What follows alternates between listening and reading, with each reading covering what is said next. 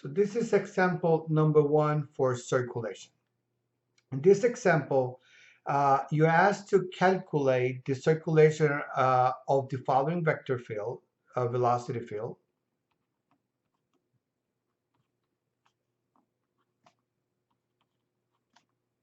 Calculate the circulation of the following velocity field, minus yi plus x times j, around enclosed circle. So around the circle with radius a and a center 0, 0, and obviously we want to do this counterclockwise. Okay, so the problem basically saying the following: you got a circle, you got this velocity field, and I want you to tell me what is the circulation around this circle.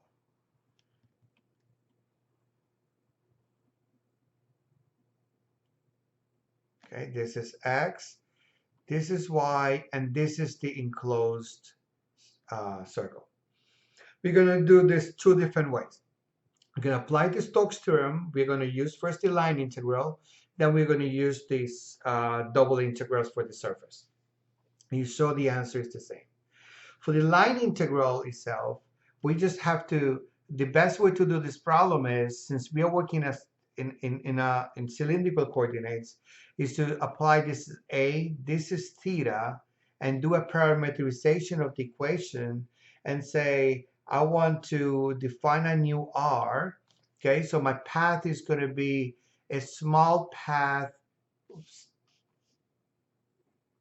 My path is going to be a small path that's going to go around here, somewhere there. Okay, this is going to be my d theta. Okay, so in order to define the d theta, let's go ahead and define a vector r first. Okay, and let's make a parametric equations. And this vector would be as follows. It's going to be my x-axis, cosine of theta, is going to be in I. My a sine of theta is going to be in j. Okay, so if I want to find now my dr, if you realize I can use the chain rule to find the dr. This is a vector, and the vector will be partial of r respect to theta d theta. I'm using the chain rule. So if I apply that, the derivative of this respect to theta would be minus a sine of theta I plus a cosine of theta j. Okay, so now I can go and I can say the following. I know that my vector, my circulation around the enclosed area, enclosed a closed line, counterclockwise, I can express this, instead of using ds, I can use dr. But that is the, ds represents the path, right? So in this case, the path is d theta, and I can express it with dr. That's the vector.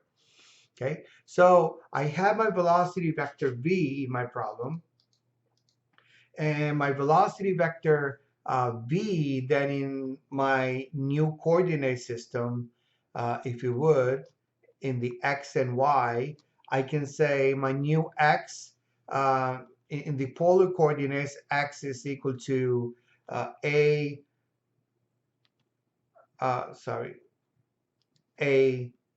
cosine of theta, and then y is equal to a sine of theta.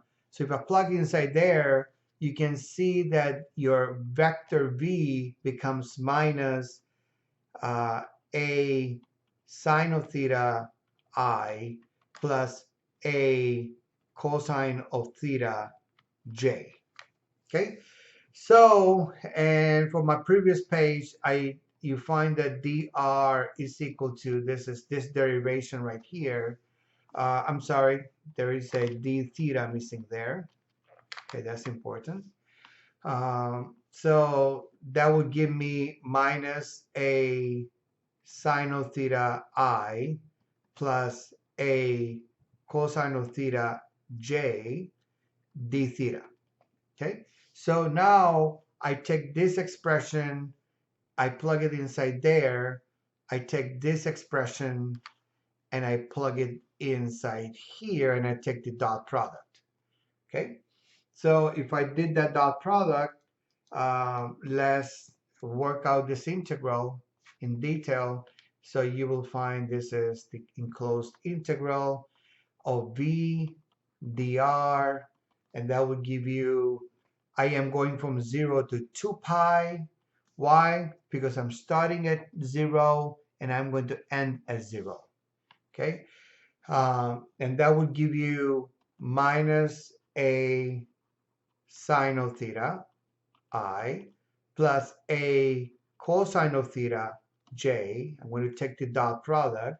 It will be minus a sine of theta I plus a cosine of theta j, and this will be d theta. Remember, this is my dr, this is my v. So if you take this dot product, you can show that your dot product will give you the following: a squared this dot this, a squared sine squared theta plus a squared times a squared cosine squared theta d theta. Okay, now this is constant. I can bring this outside the integral. So then you find this is a squared, 0 to pi. This is sine squared theta plus cosine squared theta d theta. This is equal to 1. So your integral then becomes a squared 0 to pi d theta is equal to a squared times theta evaluated from 0 to 2 pi, and the total circulation is 2 pi a squared. Okay, so this is how you would do it using the line integral. Now, using the Stokes theorem says the following: that your circulation is also equal to the double integral over the surface area, and the surface area would be your circulation times n, and this is d of s. Okay, so now note, I am going to, at the end of the day, we're going to change this to cylindrical coordinates. And if you remember from calculus, so cylindrical coordinates is actually r d theta, dr d theta. That means that your double integral will become, at r will be 0 to a and theta will be 0 to 2 pi. Okay, so we know what's happening with this, what's happening with this, and all we have to work with this. Now remember that this was the curl of v. Okay, so this is nothing else than partial of v respect to x minus partial of u respect to y. This is k. Okay, and if you remember, if you look at the problem, partial of x, your v is nothing else than x. So this is x minus partial of y. Your u is nothing else than minus y. So this is minus y. So this whole thing is going to give you 1 minus minus 1. This gives you 2. So this is 2. So 2. So this means this is equal to 2k. So that means this component is 2k. And your vector n is k.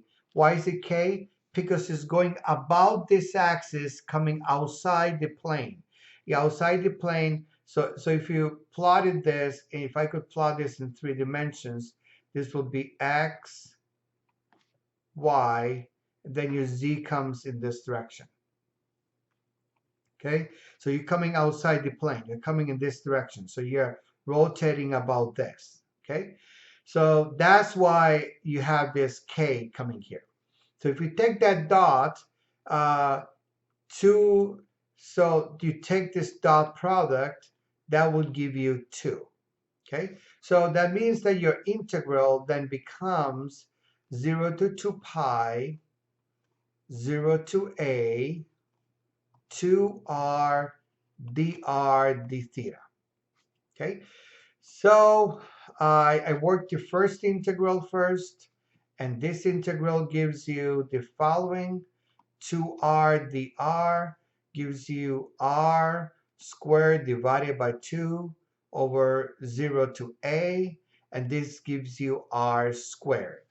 Okay, so then your integral becomes 0 to 2 pi a squared d theta, and then this is nothing else than 2 pi a squared. And this shows you the Stokes theorem that actually it doesn't matter if you go about the bounded line, bounded path, uh, right? In this case, we did it like this. It actually gave me the same answer if I did the double integral of the enclosed surface that's bound by this path. Um, and I found that this whole thing was actually, I got 2 pi a squared for both cases.